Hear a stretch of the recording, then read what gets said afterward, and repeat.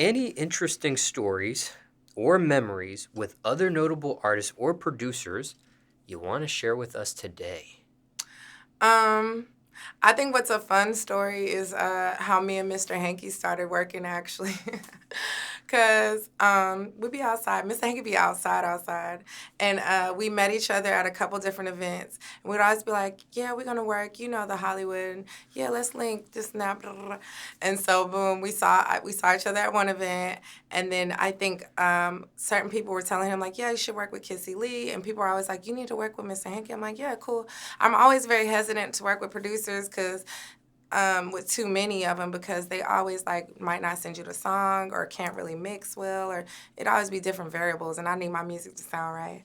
So I seen him at Gold Room in Atlanta and I had turned around because I was ready to go. I was with these girls that I didn't know that well. And I seen him sing. I said, "Hey." And he was like, "You know what? We finna get a Grammy together." I said, "I believe you." And so he was like, "We really finna work." And he literally called me like 2 days later. And the first song we did was My Love, which actually was the first single that I dropped with Mr. Hanky that like all the radio's been picking up. It's like over 1 million views on YouTube. So yeah. And any other interesting stories or memories with other notable artists or producers you want to share with us today?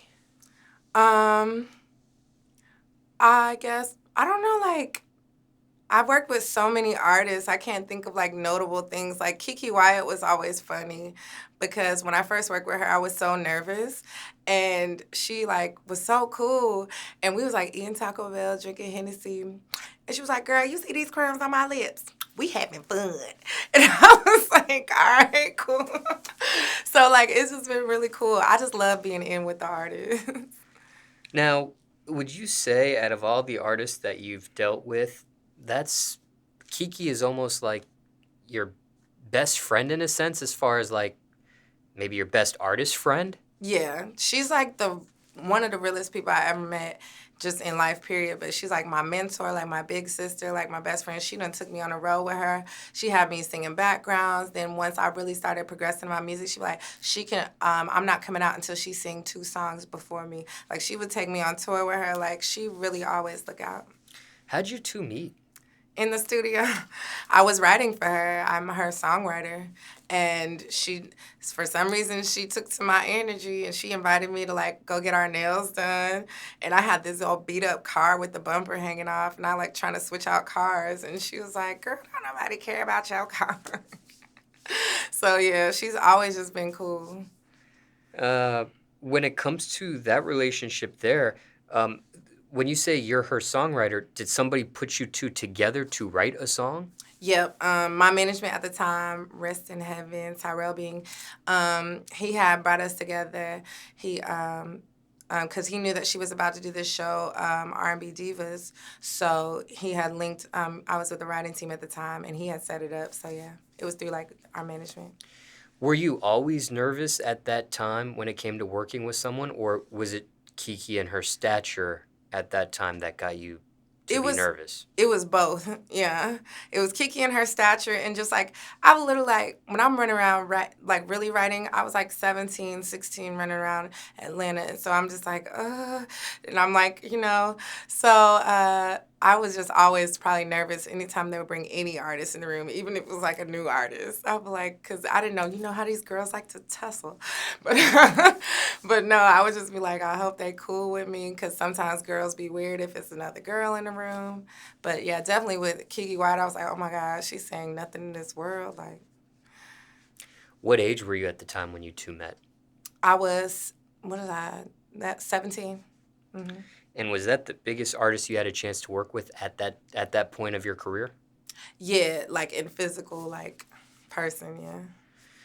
Is that ironic to you at all that you were that nervous at that time to work with her for the first time, and now you guys are like, she's like your bestie in a She's my sense? baby's godmother.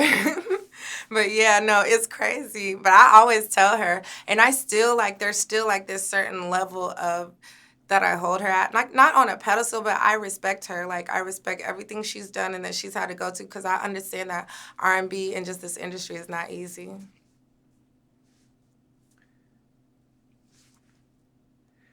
Now, when it comes to Kiki at this point, excuse me, I'm moving too fast. When it comes to Kiki at this point, what's it like working with her? It's always an event.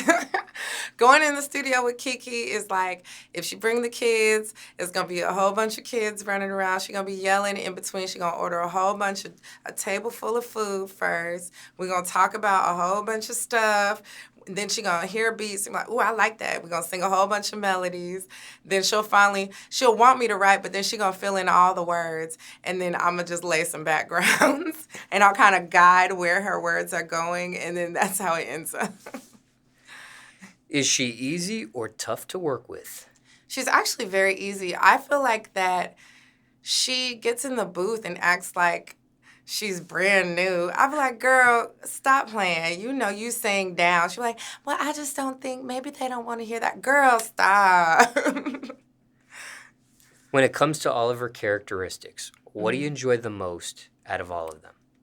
She just has such a big heart. Like, people look at Kiki like she's like this big diva, which she obviously is a diva in her own right, and she should, if people not respecting her. But, like, she is the sweetest, most kindest, giving person. Like, and she's really, like, intuitive. Like, when she's close to somebody, she really cares about you. Like, she's really looking at, like, what's going on in your life.